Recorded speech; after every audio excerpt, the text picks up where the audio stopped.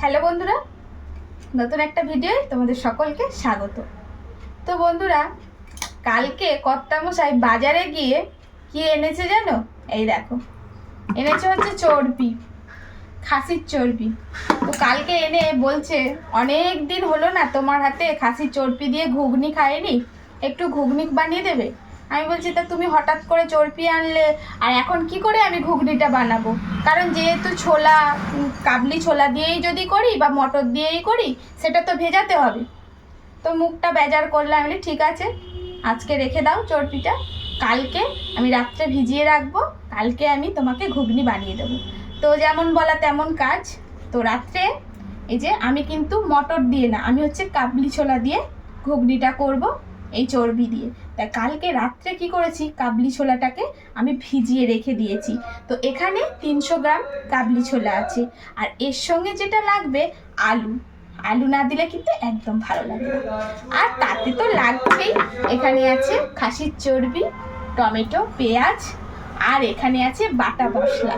তোমরা জানো আমি শিলেতে বেটে দিই, তাই আমি বেটে নিয়েছি। তো এখানে আছে আদা রসুন বাটা, এখানে আছে কাঁচা লঙ্কা বেটে নিয়েছি, এখানে আছে ধনে আর জিরে একসঙ্গে বেটে নিয়েছি। তো এই দিয়েই হবে আজকের রেসিপি।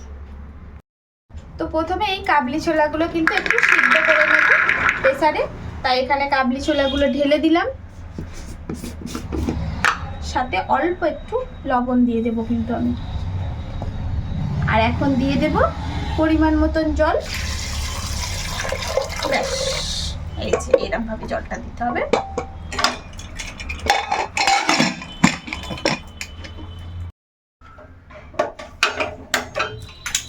তো এখন প্রেসারটা বসিয়ে দিচ্ছি, আর আমি এটা 3টে সিটি দিয়ে নেব। কড়া বসিয়ে দিলাম। তো এখন দিয়ে দিচ্ছি অল্প করে সরিষার তেল। তো এখন এই যে আলুগুলো কেটে রেখেছিলাম, এখন এই আলুগুলো তেলের মধ্যে একটু লাল লাল করে ভেজে ফেলবো। তো আলুটা একদম লাল লাল করে ভাজা হয়ে গেছে। এখন এর মধ্যে দিয়ে দেব কুচিয়ে রাখা পেঁয়াজ। পেঁয়াজটা দেওয়ার পরে আবার একটু ভালো করে ভেজে নেব। পেঁয়াজটাও এর সঙ্গে দিয়ে ভালো করে ভেজে নিয়েছি। এখন দিয়ে দেবো এর মধ্যে আদা রসুন, জিরে আর ধনে বাটা, আর এর সঙ্গেই দিয়ে দেবো টমেটোটা। সঙ্গে দিয়ে দেব একটু লবণ, তাহলে কি হয় টমেটোটাও গলে আসবে। তো এখন এটাকে একটু মিনিট 2 কষিয়ে নেব। তো আদা রসুন সব রকম দিয়ে একটু ভালো করে কষিয়ে নিয়েছি। এখন টমেটোগুলো গলে গেছে। এখন এর মধ্যে দিয়ে দেব গুঁড়ো মশলা। তো গুঁড়ো মশলার মধ্যে দিয়ে দেব এখানে আমি 1 চামচ আর হাফ চামচের মতন হলুদ, 1 চামচের মতন কাশ্মীরি লঙ্কার গুঁড়ো, আর এখানে আছে কাঁচা লঙ্কা বেটে রেখেছি, তো সেখানেও একটু দিয়ে দিচ্ছি। সেখানে প্রায় 4-5টার মতন কাঁচা লঙ্কা আমি বেটে রেখেছি। তো এখন এইগুলো সব একসঙ্গে দিয়ে ভালো করে কষবো।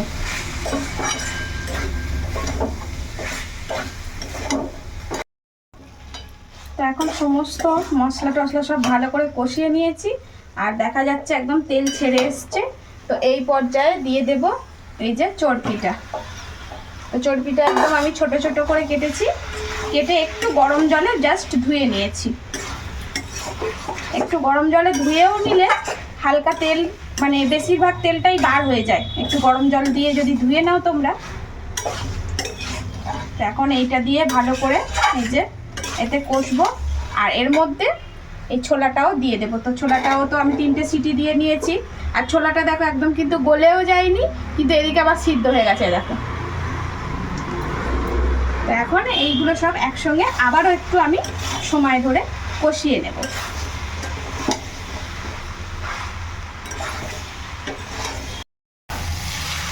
তো বেশ ভালো করে কষানো হয়ে গেছে। এখন এর মধ্যে দিয়ে দেব কিন্তু আমি গরম জল।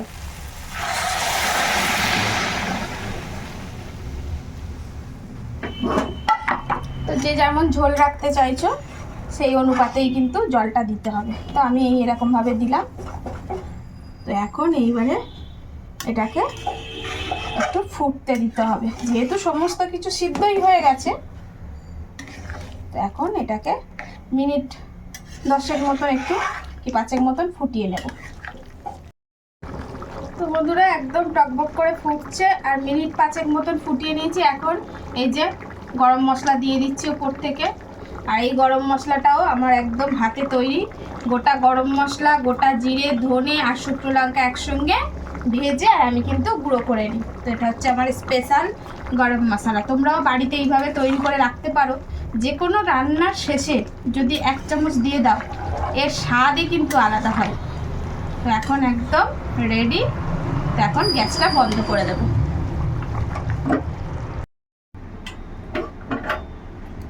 তো এখন এই যে ঢেলে দিচ্ছি।